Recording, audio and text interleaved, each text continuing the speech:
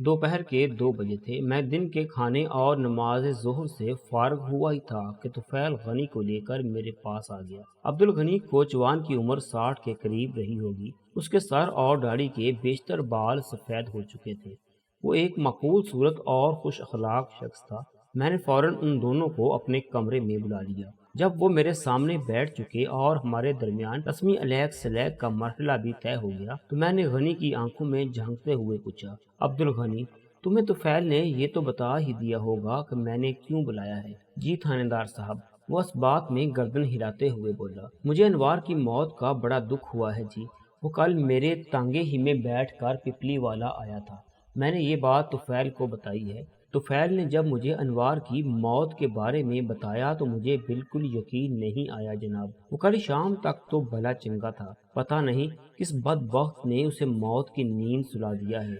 उसने मजीद कहा, इस वाक़या का सुबह ही पता चल जाता तो यकीन जाने मैं आज तांगा नहीं निकालता। खुदा गैरत करे उस कमीने शख्स को जिसने अनवार की जान ली है। मैं उसी बदबख्त और कमीने शख्स की तलाश में हूँ अब्दुल गनी।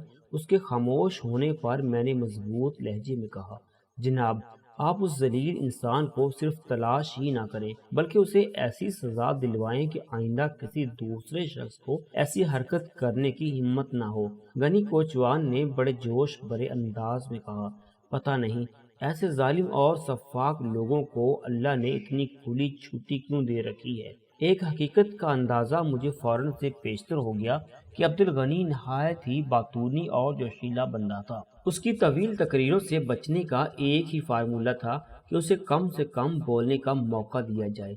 मैंने उसे सवालात की बाढ़ पर रख लिया। अच्छा तो अब्दुल गनी, वो कल तुम्हारे तांगे में बैठ कर पिपली वाला पहुंचा था। जी, मैं उस वक्त शेरां वाला बाग की तरफ से। अब्दुल गनी, अच्छी तरह सोच कर बताओ, मैंने कता कलामी करते हुए कहा, तुमने कल मकतूल अनवार को कहाँ से अपने तांगे में बिठाया था। अल्लाह आपका भला करे जनाब, वो थूक निकलते हुए बोला, मैंने अनवार को शेखुपुरा मोड़ वाले लारी अड्डे से उठाया था। वो मैंने एक मर्तबा फिर उसकी बात काटते हुए पूछा, उस वक्त क्या बचा था जब अनवार तुम्हारे तांगे में बैठा था। उस वक्त अच्छा खासा अंधेरा हो रहा था जनाब। गनी कोचवान ने बड़े एतमाद से जवाब दिया, सूरज को डूबे हुए भी लगभग 1 घंटा होने वाला था। आजकल यहाँ गुजरांवाला में सूरज 5:50 पर गुरूब हो रहा है और 6 बजे मगरिब की नमाज अदा की जाती है। मैंने गनी के चेहरे की तरफ देखते हुए पुरख्याल अंदाज में कहा, तुम्हारे कहने का मतलब ये है कि अनवार को 7 बजे रात शेखुपुरा मोड़ से तुम्हारे तांगे पर सवार हुआ था। बिल्कुल यही वक्त होना चाहिए जनाब। उसने तस्दीकी अंदाज में गर्दन हिलाई। 7 नहीं तो फिर पौने 7 का वक्त होगा, क्योंकि जब मैं अपने घर हिंदू चक पहुंचा तो उस वक्त रात के 7:30 बज रहे थे। शेखुपुरा मोड़ से हिंदू चक तक तांगे का फासला 30-40 मिनट से ज्यादा नहीं। मैं तांगा खड़ा करके घर गया। खाना अभी तैयार नहीं हुआ। अब्दुल गनी, मैंने एक मरतबा फिर उसकी तकरीर को ब्रेक लगा दिए। फिर ठहरे हुए लहजे में पूछा, अनवार शेखुपुरा मोड़ से अकेला ही तुम्हारे तांगे पर सवार हुआ था या उसके अलावा भी कोई सवारी बैठी थी। ओ जी साहब, थानेदार, अल्लाह आपकी उम्र दराज करे। वो एक गहरी सांस खारिज करने के बाद बोला, जब मैं शेरां वाला बाग से चला तो। अब्दुल गनी, मैं शेरां वाला बाग नहीं, शेखुपुरा मोड़ की बात कर रहा हूं। मैंने उसकी बात काटते हुए कहा, वही तो मैं आपको बताने वाला था जनाब। वो कदरे बेजारी से बोला, आप सुने तो सही।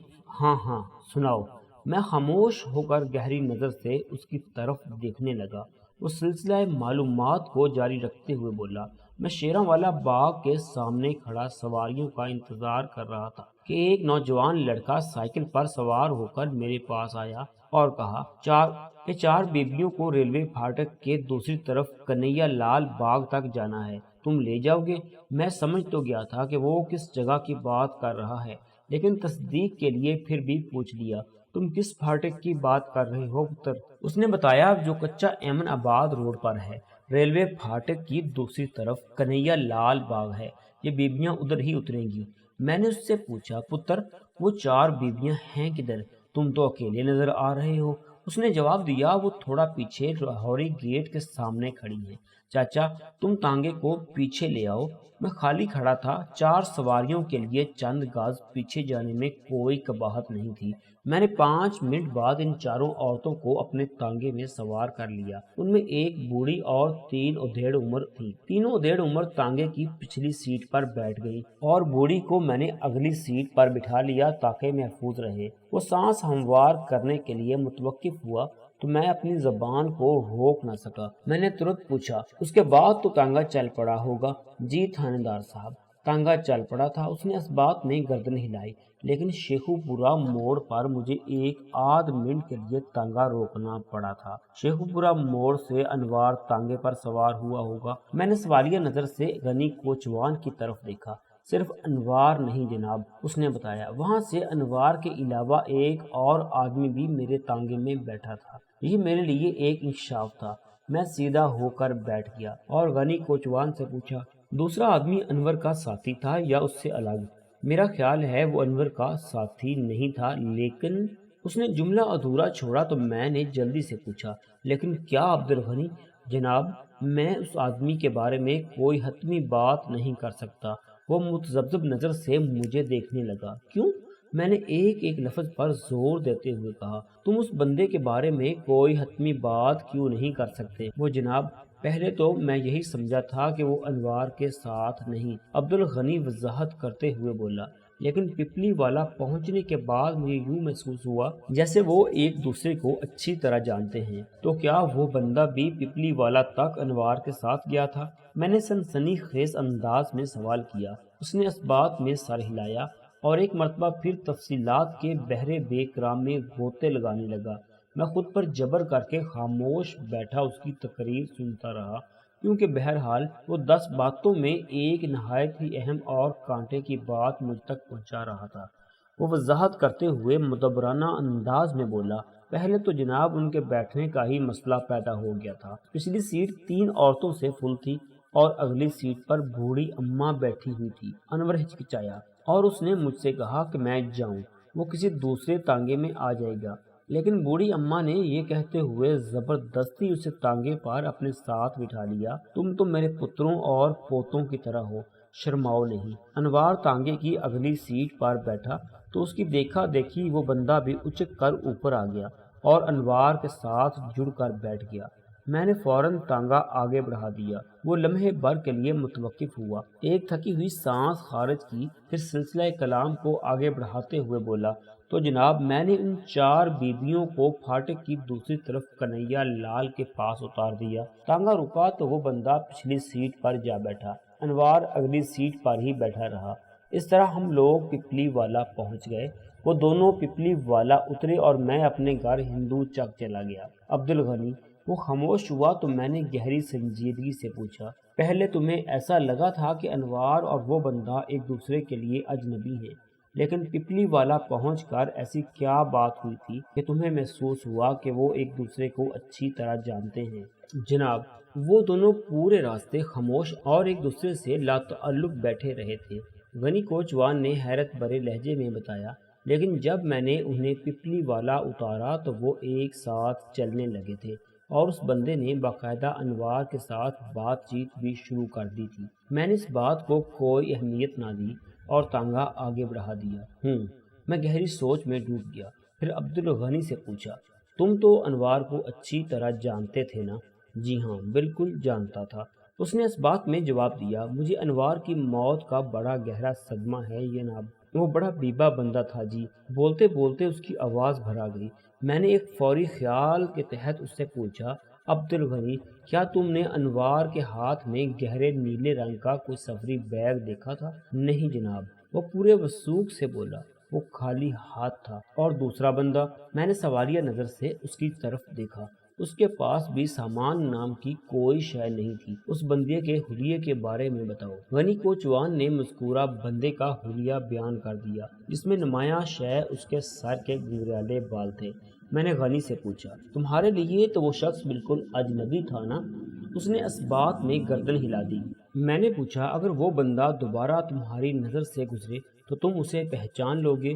وہ چند لمحات تک مجھے متذبذب دکھائی دیا، پھر بولا، جناب میں نے اس بندے کو رات کے اندھیرے میں دیکھا تھا، اس لیے پورے یقین سے تو نہیں کہہ سکتا، لیکن مجھے امید ہے کہ کہ میں اس کے گھنگریالے بالوں کی وجہ سے پہچان لوں گا۔ یہ تو تمہیں یقین ہے نا کہ وہ بندہ ہندو چک کا رہنے والا نہیں؟ میں نے اتمام حجت کے طور پر پوچھ لیا۔ سوال ہی پیدا نہیں ہوتا جناب، وہ پرسوک لہجے میں بولا۔ میں ہندو چک کے ایک ایک بندے کو اچھی طرح جانتا ہوں۔ میں نے طفیل کو مخاطب کرتے ہوئے پوچھا، اور پپلی والا کے حوالے سے تمہارا کیا خیال ہے؟ غنی نے اس بندے کا جو قد کاٹ اور حلیہ بتایا ہے، کیا ایسا کوئی بندہ پپلی والا میں رہتا ہے؟ چند لمحے سوچنے کے بعد اس نے نفی میں گردن ہلائی اور بتایا، نہیں جناب، اس کا مطلب یہ ہوا کہ وہ باہر کا بندہ ہے۔ میں نے پرخیال انداز میں کہا، وہ شیخو پورہ موڑ سے انوار کے ساتھ پپلی والا پہنچا تھا، اور پھر انوار کو بڑی بے دردی سے موت کے گھاٹ اتار دیا گیا۔ اس آدمی تک پہنچنا بہت ضروری تھا تاکہ انوار کے قتل کا معمہ حل کیا جا سکے۔ میں نے لمحاتی توقف کر کے ایک گہری سانس لی، پھر گہری سنجیدگی سے دونوں کو باری باری دیکھتے ہوئے کہا، تم اپنی آنکھیں کھلی رکھ کر گھومنا، اور یادداشت میں اس بندے کے حلیے کو بھی نقش کر لو۔ میں بھی اپنے طور پر اسے ڈھونڈنے کی کوشش کرتا ہوں۔ وہ بندہ جلد از جلد مجھے چاہیے۔ ٹھیک ہے جناب، وہ یک زبان ہو کر بولے، ہم آپ کی ہدایت پر پوری طرح عمل کریں گے، اور اگر تم لوگوں کو کوئی اور اہم بات پتہ چلے تو پہلی فرصت میں مجھے بتانا، میں نے تاکیدی انداز میں کہا۔ انہوں نے میرا حکم بجا لانے کا وعدہ کیا تو میں نے انہیں جانے کی اجازت دے دی۔ وہ اٹھ کھڑے ہوئے تو میں نے طفیل کو مخاطب کرتے ہوئے کہا، طفیل، تم گھر جا کر اپنے بھائی صدیق کو تسلی دلاسا دینا، میں کل کسی وقت پپلی والا کا چکر لگاؤں گا۔ ٹھیک ہے جناب، میں بھائی صدیق کو سنبھالنے کی کوشش کروں گا، وہ تعاون آمیز انداز میں بولا۔ انہیں رخصت کر کے میں نے کانسٹیبل علی مراد کو اپنے پاس بلایا اور اسے پراسرار گھنگریالے بالوں والے بندے کے بارے میں تفصیل سے آگاہ کرنے کے بعد کہا، علی نواز، تم اس علاقے کے رہنے والے ہو۔ وہ بندہ شیخو پورہ موڑ سے تانگے پر سوار ہوا تھا۔ میں نے اس کا حلیہ تمہیں ذہن نشین کرا دیا ہے، اسے ڈھونڈ نکالنا اب تمہاری ذمہ داری ہے۔ میں اپنی طرف سے پوری کوشش کروں گا ملک صاحب، وہ یقین دہانی کرانے والے انداز میں بولا۔ آگے اللہ کی مرضی۔ اللہ کی مرضی کے آگے تو کچھ بھی نہیں ہوتا علی نواز، میں نے ٹھہرے ہوئے لہجے میں کہا، اور میں اللہ کی رضا کو بڑی اہمیت دیتا ہوں۔ مجھے امید ہے تم مطلوبہ بندے کو تلاش کرنے میں ضرور کامیاب ہو جاؤ گے۔ اللہ آپ کی زبان مبارک کرے ملک صاحب، وہ پرعزم لہجے میں بولا۔ آمین، میں نے صدقے دل سے کہا۔ رات کو سونے سے پہلے میں لباس ضرور تبدیل کر لیا کرتا تھا۔ یہ لباس عام لباس سے ذرا مختلف ہوتا تھا۔ علاوہ ازیں میری ایک پختہ عادت یہ بھی رہی ہے کہ اپنے کوارٹر میں آنے کے بعد جب میں یونیفارم اتار کر گھر کے کپڑے پہنتا تھا تو یونیفارم کی تمام جیبیں اچھی طرح چیک کر لیا کرتا تھا۔ اس روز رات کو جب میں نے یہی عمل دہرایا تو ایک شے کی برآمد پر میں چونک اٹھا۔ وہ ڈاک کا ایک لفافہ تھا۔ سیکنڈ کے 1000ویں حصے میں مجھے یاد آ گیا کہ وہ لفافہ مجھے مقتول کی جامع تلاشی کی دوران میں ہاتھ لگا تھا، اور میں نے چپ چاپ اسے اپنی جیب میں رکھ لیا تھا۔ ذہن میں یہی تھا کہ مشیر نامہ تیار کرنے کے بعد میں اس لفافے کو کھول کر پڑھوں گا، لیکن پھر وہ میرے دھیان سے نکل گیا، اور اب وہ اچانک میرے سامنے آ گیا تھا۔ لفافے کی پیشانی پر انوار کے نام اور سیالکوٹ کی ایک فیکٹری کا پتہ درج تھا۔ یہ کھیلوں کا سامان بنانے والا وہی کارخانہ تھا، یہاں میری معلومات کے مطابق انوار نوکری کرتا تھا۔ میں نے کھلے ہوئے لفافے کو کھول کر اندر جھانکا۔ اندر مجھے طے شدہ ایک کاغذ نظر آیا۔ یہ بچوں کی کسی کاپی سے پھاڑا ہوا صفحہ تھا۔ میں نے اس چوپڑ کاغذ کو کھول کر پڑھا۔ یہ دیکھ کر مجھے شدید حیرت ہوئی کہ اس کاغذ پر صرف ایک سطر تحریر تھی۔ میں نے اس سطر کو پڑھا۔ لکھا تھا، میں پھگن کے پہلے ہفتے میں رہنے آؤں گی، تمہاری رے۔ یہ ایک سطری تحریر کسی رے نے انوار کے لیے لکھی تھی، اور جملے کی تعمیر سے صاف ظاہر ہوتا تھا کہ وہ رے کوئی لڑکی ہے، مثلا رفیقہ، رضوانہ، رشیدہ وغیرہ۔ میں نے اس مختصر سی تحریر کو کئی بار پڑھا، اور یہی بات سمجھ میں آئی کہ کوئی لڑکی رے انوار کی محبت میں مبتلا تھی۔ جب ہی اس نے تمہاری رے کے الفاظ استعمال کیے تھے، رے نے اس خط کے ذریعے انوار کو اطلاع دی تھی کہ وہ پھگن کے پہلے ہفتے میں رہنے آ رہی ہے۔ کہاں، اس حوالے سے کچھ نہیں بتایا گیا تھا۔ اگر انوار یہ خط پڑھ کر سیال کوٹ سے پپلی والا پہنچا تھا تو اس کا واضح مطلب یہی تھا کہ وہ رے پپلی والا میں رہنے آ رہی تھی۔ کہانی میں لڑکی کے وجود کی آمد کے ساتھ ہی سنسنی خیزی اور دلچسپی کئی گنا بڑھ گئی تھی۔ اگر میں اس رے تک رسائی حاصل کرنے میں کامیاب ہو جاتا تو انوار کے بہیمانہ قتل کا معمہ بآسانی حل کیا جا سکتا تھا، اور اس رے کے حوالے سے مجھے 2 جگہوں سے معلومات حاصل ہو سکتی تھی۔ نمبر 1، انوار کے گھر سے یعنی صدیق، اس کی بیوی اللہ رکھی اور چھوٹی بہن کوثر سے۔ نمبر 2، سیال کوٹ میں موجود انوار کے روم میٹ صفدر سے۔ اس قسم کے عشقیہ معاملات روم میٹ سے شیئر کرنے کا ایک اپنا ہی مزہ ہے۔ مجھے یقین تھا صفدر انوار کی رے کے بارے میں ضرور کچھ جانتا ہوگا۔ میں نے کاغذ کو طے کر کے لفافے کے اندر رکھا، ڈاک خانے کی مہروں وغیرہ کا جائزہ لینے لگا۔ ہر خط میں محکمہ ڈاک کی جانب سے عموماً 2 مہریں ثبت کی جاتی ہیں، ایک اس پوسٹ آفس کی یہاں سے وہ خط چلتا ہے، اور ایک اس ڈاک خانے کی یہاں مذکورہ خط کو پہنچنا ہوتا ہے۔ یہ مہریں باقاعدہ تاریخ کے ساتھ لگائی جاتی ہیں۔ لفافے کے جائزے کے بعد میں یہ جاننے میں کامیاب ہو گیا تھا کہ وہ خط 10 فروری کو گوجرانوالا کے ایک پوسٹ آفس سے روانہ ہوا تھا اور 12 فروری کو سیال کوٹ کے ایک ڈاک خانے میں وصول کیا گیا تھا، اور آج 14 فروری تھی۔ اس سے یہی ظاہر ہوتا تھا کہ انوار رے کا خط پڑھتے ہی بے قرار ہو گیا تھا اور اس سے ملنے کے لیے وہ سیال کوٹ سے پپلی والا پہنچ گیا تھا۔ اغلب امکان اس بات کا تھا کہ مذکورہ خط 13 فروری کو انوار کے ہاتھ لگا ہوگا۔ خط ملنے کے دوسرے ہی دن اس کا پپلی والا پہنچ جانا اس امر کا ثبوت تھا کہ وہ رے سے ملنے کے لیے بے حد بے چین تھا، لیکن افسوس کہ پپلی والا میں قدم رکھتے ہی اسے موت نے نگل لیا۔ اس تناظر میں بڑے وثوق سے یہ کہہ سکتا تھا، انوار کا قتل لوٹ مار کی نہیں بلکہ حسد اور انتقام کی ایک سنگین واردات تھی۔ میں گہری سنجیدگی سے اس معاملے پر غور کرنے لگا۔ رے نے رہنے آؤں گی کے الفاظ استعمال کیے تھے، جس سے ظاہر ہوتا تھا کہ وہ پپلی والا کی رہنے والی نہیں بلکہ کسی دوسرے علاقے سے وہاں رہنے آنے والی تھی۔ پھگن یعنی پھاگن کا مہینہ 12 فروری سے شروع ہو جاتا ہے اور اس کا اختتام 13 مارچ پر ہوتا ہے۔ اس حساب سے آج پھاگن کی 3 تاریخ تھی۔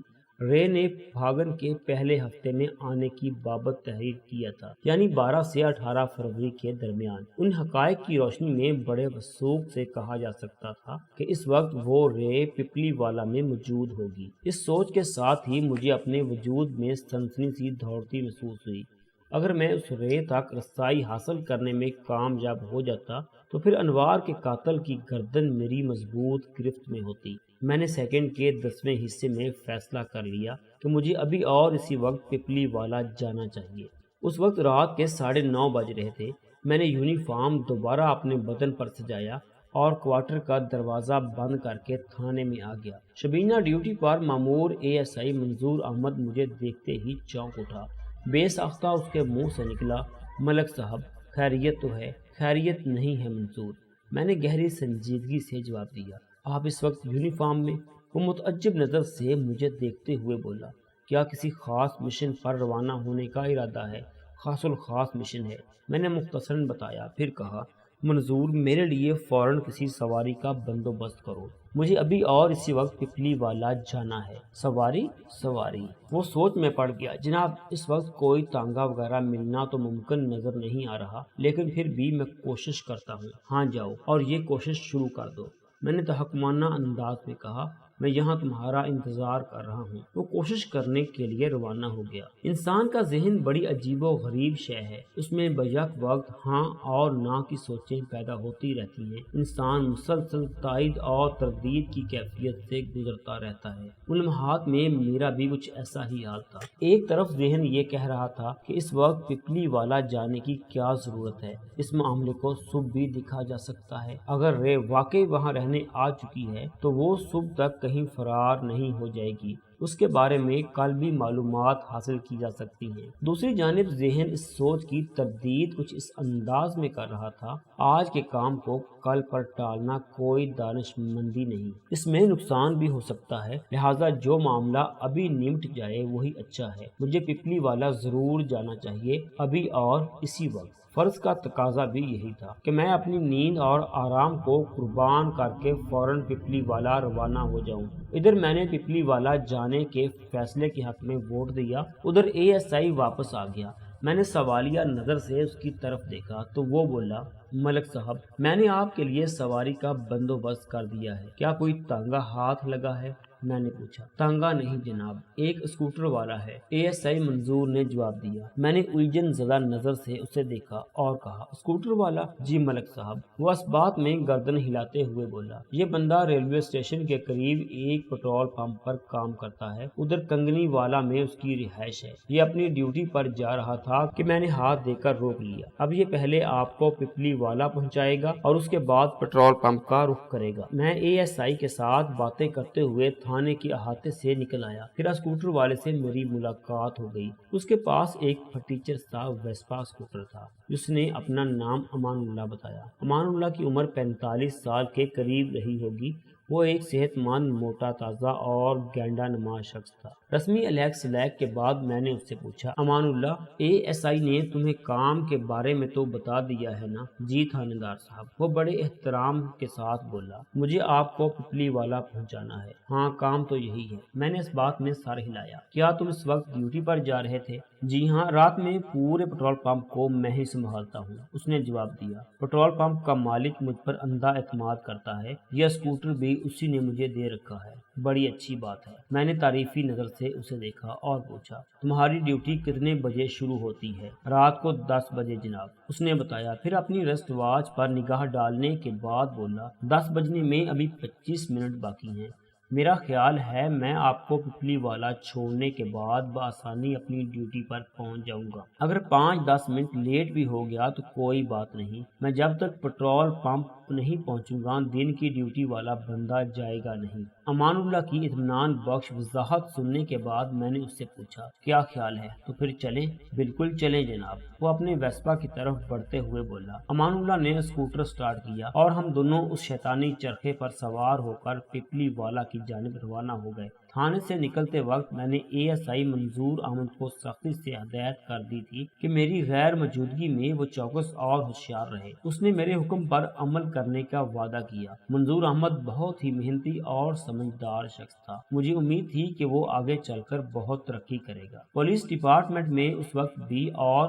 آج بھی ایسے فرض شناس اور بہادر لوگوں کی کمی ہمیشہ محسوس ہوتی رہی ہے۔ امان اللہ نے مجھے صدیق پرچون والے کے گھر کے سامنے ڈراپ کیا تو میں نے اسے دعا دی، اللہ تمہارے نام کی لاج رکھے۔ جی؟ وہ حیرت بھری نظر سے مجھے دیکھنے لگا۔ میں کچھ سمجھا نہیں جناب۔ میں نے فوراً وضاحت کر دی، دیکھو تمہارا نام امان اللہ ہے، یعنی ایسا شخص جو اللہ کی امان و سلامتی میں ہو، قدرت یوں ہی تمہاری حفاظت کرتی رہے۔ اس دعا کا بہت بہت شکریہ تھانے دار صاحب، وہ ممنونیت بھرے لہجے میں بولا۔ آپ مجھے دوسرے پولیس والوں سے بہت مختلف لگے ہیں، اس لیے میں آپ سے ایک سوال کرنے کی ہمت کر رہا ہوں۔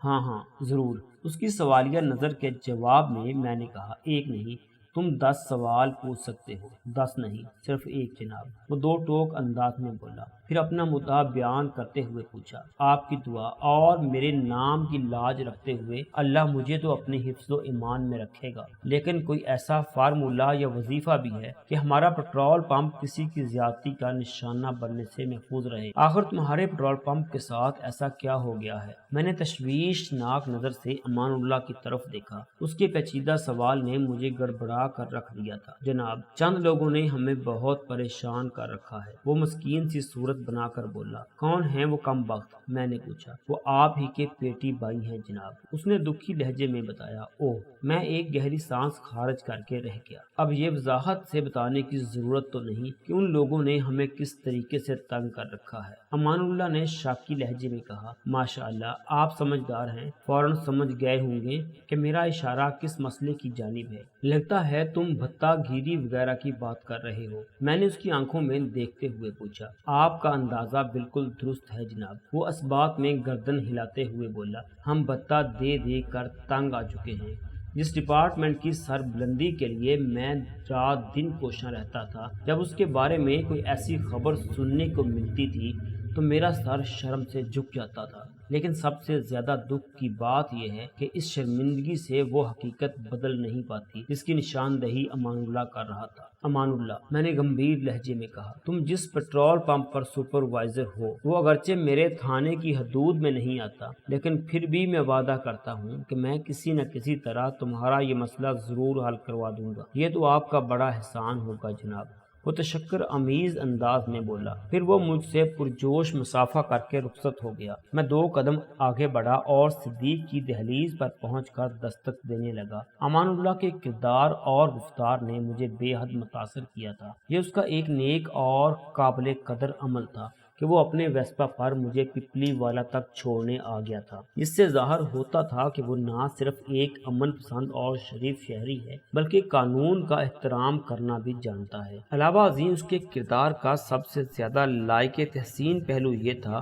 کہ اسے اس پٹرول پمپ کے معاملات کی بڑی فکر تھی جہاں وہ ملازم تھا۔ وہ پٹرول پمپ اس کی ملکیت نہیں تھا، لیکن وہ اسے اپنا سمجھتے ہوئے اس کے لیے پریشان تھا۔ ایسے مخلص، محنتی اور اپنے مالک سے وفادار ملازم بہت کم دیکھنے میں آتے ہیں۔ یہ امان اللہ کی کردار کی سر بلندی ہی تھی کہ پٹرول پمپ کا مالک اس پر اندھا اعتماد کرتا تھا۔ آمد و رفت کے لیے اسے ایک اسکوٹر بھی دے رکھا تھا۔ ان لمحات میں اس کے لیے میرے دل سے ایک مرتبہ پھر دعا نکلی، اے اللہ تو اس امان اللہ کو اپنی امان میں رکھنا۔